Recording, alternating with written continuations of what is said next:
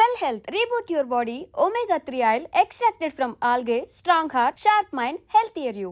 అంటే ఇదివరకు ఒక ఇంటర్వ్యూలో కూడా చెప్పున్నారు మీరు రిటైర్మెంట్ అయిపోయి ఒక ప్రశాంతమైన జీవితాన్ని గడుపుతున్నారు మీరు అంతేనా? రిటైర్మెంట్ ఏమో లేదు, రిటైర్మెంట్ అని చెప్పి సినిమా వాళ్ళకి ఇంటర్ రిటైర్మెంట్ ఏమైనా వచ్చేదాకా పని చేస్తూనే ఉంటాం, ఏదో ఒకటి అవకాశం కోసం ట్రై చేస్తూనే ఉంటాం. అవకాశాలు రావు అంతే. ఒక ఏజ్ వచ్చిన తర్వాత మనిషి ఎంత తాపత్రయపడ్డా అవకాశం రావటం చాలా కష్టం. డబ్బులుంటే ప్రొడ్యూసర్గా కంటిన్యూ చేయొచ్చు, డబ్బులు లేకపోతే అది కూడా చేయలేం. డైరెక్షన్ అనేది ఒక ఏజ్తో చూస్తున్నాం కదా, టాప్ డైరెక్టర్స్ కూడా ఖాళీగానే. సో మనం ఎప్పుడు టాప్ డైరెక్టర్ కాదు కాబట్టి మనం ఎక్స్పెక్ట్ చేయటం కూడా కరెక్ట్ కాదు. యాక్చువల్గా మీరు అవకాశాలు అన్నారు కాబట్టి నాదో క్వశ్చన్ సార్, ఇది లాస్ట్లో అడగదాం అనుకున్నాను, టాపిక్ ముందే వచ్చింది కాబట్టి. ఇది వరకు మా టీఎన్ఆర్ గారి ఇంటర్వ్యూలో మిమ్మల్ని ఒకసారి యాక్టర్గా మీరు ఎందుకు కంటిన్యూ చేయట్లేదు, ఒక సినిమాలో చేశారు కదా అని చెప్పి అడిగారు అనమాట. ఆ సమయంలో మీరు చెప్పిన సమాధానం ఏంటంటే, నాకు అంత ఇంట్రెస్ట్ లేదు, నేను చాలా బిజీగా ఉండి చేసిన రోల్ అది అని చెప్పి అన్నారు. కానీ ఇప్పుడున్న పరిస్థితుల్లో మీలాంటి ఒక ఈ హైట్ కానీ, మీకుండే ఒక ఆరా కానీ, మీ వాయిస్ కానీ, సో తెలుగు సినిమాలో అతి కొద్ది మందికి మాత్రమే ఉంది, చాలామందిని బయట నుంచి తెచ్చుకుంటూ ఉన్నాము. కోటా శ్రీనివాసరావు గారు కూడా చనిపోయే వరకు ఆయన ఈ విషయం మీదే ఫైట్ చేశారు. సో ఇప్పుడు మీరు యాక్టర్గా చేయాలి అనుకుంటే మీకంటే బెటర్ ఆప్షన్ ఎవరు ఉంటారు సార్? దీనికి నేను ఆప్షన్ అనుకుంటే నాకు యాక్టింగ్ రాదు ఫస్ట్ పాయింట్ సార్. ఎవరు అడగలేదు, అడిగితే చేసేవాడిని, అది వేరే సంగతి. ఎవరిని అడిగినా కానీ ఏదో పోలీస్ ఇన్స్పెక్టరు లేకపోతే కమిషనరు ఒక గంట వేషం అరగంట వేషం అడుగుతూ ఉంటారు. సరే అది నాకు ఇంట్రెస్ట్ ఉంటే చేస్తాను, లేకపోతే లేదు. ప్లస్ ఎవరిని అడిగితే ముందు చెప్తాను నేను కండిషన్, నాకు యాక్టింగ్ రాదు, మీకు ఇష్టమైతే రండి, లేకపోతే రావద్దని చెప్తాను. అందుకని వాళ్ళు రాలేదో వస్తారో తెలియదు. బట్ ఎక్కువగా నేనేరా పోలీసులో ఫుల్ లెంత్ క్యారెక్టర్ చేసి ఆ తర్వాత ఎవరు ఫుల్ లెంత్ క్యారెక్టర్ అడగలేదు ఎవరు ఇంతవరకు అడగలేదు. అడిగుంటే అన్న ఆలోచించేవాడినా నాకు తెలియదు, ఐడియా లేదు. బట్ నేను ఎవరు అడగల. సార్ మీ డైలీ రొటీన్ ఎలా ఉంటుంది సార్? అంటే డే ఎలా నడుస్తుంది? ఏముంటుందో మామూలు తింటాం తిరగటం అంత పెద్ద పని ఉంటుంది. లేదంటే ఇంటర్వ్యూలు అంటే ఉంటాయి, లేదంటే ఎవరైనా కథలు చెప్తా ఉంటే వింటూ ఉంటాను. వాళ్ళకి చెప్తా ఉంటాను, నేను చేయనయ్యా మా సినిమాలు చేయట్లేదంటే, లేదు సార్ మీ అభిప్రాయాలు చెప్పండి సార్ అంటూ ఉంటారు. సార్ చెప్తూ ఉంటాం. సార్ మీది ముందు నుంచి ఫిల్మ్ బ్యాక్గ్రౌండ్ ఉన్న ఫ్యామిలీ, సో ఇక్కడ అన్ని బాధలు అన్ని ఇబ్బందులు పడ్డారు. సో దర్శకుడిగా కొన్ని హిట్స్ కొట్టారు, కొన్ని పరాజయాలైనాయి, నిర్మాతగా కూడా సేమ్ అంతే. బట్ ఇక్కడ ఏంటంటే కార్మికుల కష్టాలు తెలిసిన వ్యక్తిగా చాలా సమస్యలను పరిష్కరించారు. సో ఇక్కడ అన్ని కష్టాలు నష్టాలు అన్నీ చూశారు, అన్నీ దాటొచ్చారు. కాకపోతే ఇప్పుడు మీ ఏజ్ నాకు తెలిసి 77 అనుకుంటున్నాను. సో ఇంత ఏజ్ ఇంత ట్రావెల్ అయిన తర్వాత కూడా మీరు ఒక కంఫర్ట్ లైఫ్ని సెట్ చేసి పెట్టుకున్నారు. మిగతా ఇండస్ట్రీలో మిగతా ఆర్టిస్టులు అందరూ ఇలా ఎందుకు ప్లాన్ చేసుకోకపోతున్నారు? కెరీర్ చివరికి వచ్చేలేకే ఫైనాన్షియల్గా అంటే వాళ్ళు యాక్టర్స్గా వాళ్ళు పీక్స్లో ఉన్నప్పుడు మంచి రెమ్యూనరేషన్ తీసుకుంటున్నారు, మంచి లైఫ్ని లీడ్ చేస్తున్నారు, చివరికి వచ్చేలేకే ఒకరి మీద ఆధారపడే పరిస్థితి వచ్చేస్తుంది. సో ఎందుకు ఇలా జరుగుతుంది సార్? అంటే నా వరకు నేను వస్తే నేను ఫైనాన్షియల్గా పెద్ద మెస్సే నేను. సార్ నాకు నా వైఫ్ పిల్లలు వాళ్ళు చేసిన జాగ్రత్తలు, వాళ్ళు చేసిన కష్టాలు వల్ల ఇవాళ నేను కొద్దిగా గొప్ప కంఫర్టబుల్గా ఉన్నాను. చాలామందితో కంపేర్ చేస్తే, అంటే ఐఎమ్ కంఫర్టబుల్ లేదని కాదు, కంపేర్ చేస్తే ఫినాన్షియల్గా ఐఎమ్ నథింగ్, కానీ I'm comfortable. So that credit goes to my family, not me. నేనేం చేయలేదు, నేను ఇప్పుడు అందుకే నెక్స్ట్ తరానికి నేను చెబుతాను, నువ్వు పని చేస్తున్నప్పుడు ఫ్యూచర్ని గురించి ఆలోచించుకో, వయసు అయిపోయినాక ఆలోచించుకో. పిల్లల మీద ఆధారపడలేం మనం. సో మన మీద మనం ఉంచుకోవాలంటే మనం జాగ్రత్త పడాలి, అది చాలా ఇంపార్టెంట్. ఇప్పుడు నాలాగా ఎవరో ఉండకూడదు అనేది నా పాయింట్. నాలాగంటే నేను అట్లీస్ట్ మీరు చెప్పినట్టు కొంతలో కొంత కంఫర్టబుల్గా ఉన్నా. చాలామంది ఇబ్బంది పడుతున్న వాళ్ళు ఉన్నారు, ఆ ఇబ్బందులు పడకూడదంటే వచ్చినప్పుడు జాగ్రత్త పడాలి, పడకపోతే చాలా కష్టం, చాలా చాలా కష్టం ఇండస్ట్రీలో పర్టికులర్గా. ఎందుకంటే ఇండస్ట్రీలో ఎక్కువ దురలవాట్లుకి అవకాశాలు ఎక్కువ ఉన్నాయి.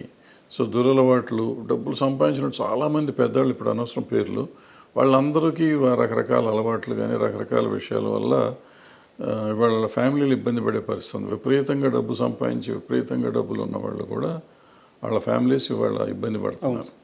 సో బాగా ఫేమస్ వాళ్ళు కూడా మామూలు వాళ్ళ సంగతి ఎంత ఉంటుందో చూడండి. తర్వాత కొంతమంది పిల్లలు చదివించినాక పిల్లలు వీళ్ళని చూడకపోవటం లాంటి కొంతమంది ఇబ్బంది పడేవాళ్ళు ఉంటారు. బట్ ఏదైనా మనని గురించి మనం ఆలోచిస్తూ మన పిల్లల గురించి ఆలోచించాలనేది నా పాయింట్. ఓకే, సెల్ఫ్ లవ్ అనేది అవసరం కంపల్సరీగా. ఎందుకంటే ఒక వయసు వచ్చినాక వాళ్ళు వెళ్ళిపోతారు పాపం, వాళ్ళకి మన సంబంధం చేయాలి కదా, వాళ్ళు చేయలేని పరిస్థితిలో ఉండొచ్చు. వాళ్ళు కూడా వాళ్ళ బతుకు తెరువు చూసుకోగలిగే పరిస్థితి తప్ప మన సపోర్ట్ చేసే పరిస్థితి ఉండకపోవచ్చు. అందుకని వాళ్ళ మీద ఆధారపడతాం కాకుండా మనది మనం చూసుకుంటూ వాళ్ళ కోసం చేస్తే బాగుంటుంది. ఎందుకంటే చూస్తా చాలామంది నాకు డబ్బులుగా అడుక్కునే పరిస్థితి ఉంటాం ఇండస్ట్రీలో వాళ్ళని చూస్తే నాకు కొంచెం బాధేస్తుంది, కోపం వస్తుంది. ఈ పరిస్థితికి మనం వెళ్తున్నాం అంటే మనం ఏంటి, నా కెపాసిటీ ఏంటి, నేనేంటి అని ఆలోచించుకోవాలి. నాకు ఉన్నదానికంటే ఎక్కువ ఆలోచించుకొని నేను ఎఫర్ట్ చేయగలను. ఇప్పుడు సపోజ్ నేను సైకిల్ ఎఫర్ట్ చేయగలను అనుకోండి, కారు కొనేస్తాను. కారు కొంటే కారు మెయింటెనెన్స్కి, పెట్రోల్కి, ఈఎంఐకి డబ్బులు కావాలి, ఈ అప్పులు చేయాలి. నాకు అవసరం లేదు. ఎవరి కోసం షో చేస్తున్నావు? నీ జీవితం నువ్వు బతకాలంటే నీకు సైకిల్ సరిపోతుంది, లేదా బస్సులో వెళ్ళు, ఆటోలో వెళ్ళు. అది కాకుండా నువ్వు కారు ఎవరి కోసం, ప్రదర్శన కోసం చేసి ఆడు ఈఎంఐ వచ్చి లాక్కి వెళ్ళేది అసహ్యంగా. దానికంటే అసహ్యం మనకేముంటుంది జీవితంలో. సో ఇది ఎగ్జాంపుల్ చెప్పా. అట్లా మనం షో ఆఫ్ కోసం బతికేవాళ్ళు కొంతమంది, అవన్నీ మారాలి. మనం మారితే సింపుల్గా ఉంటుంది. సార్, మీరు నాకు వ్యక్తిగతంగా తెలుసు. కొన్నేళ్ల క్రితం మీ కింద మీ టీంలో నేను పనిచేస్తున్నాను. సో ఆ లీనియన్స్ తీసుకొని మిమ్మల్ని పరిధి దాటి ఒక క్వశ్చన్ అడుగుతున్నాను. తమ్మారెడ్డి భరద్వాజ్కి కోపం ఎక్కువ, తమ్మారెడ్డి భరద్వాజ్కి ఇగో ఎక్కువ. ఇలాంటి ప్రశ్నలు, ఇలాంటి మాటలు నేను స్వతహాగా వినున్నాను.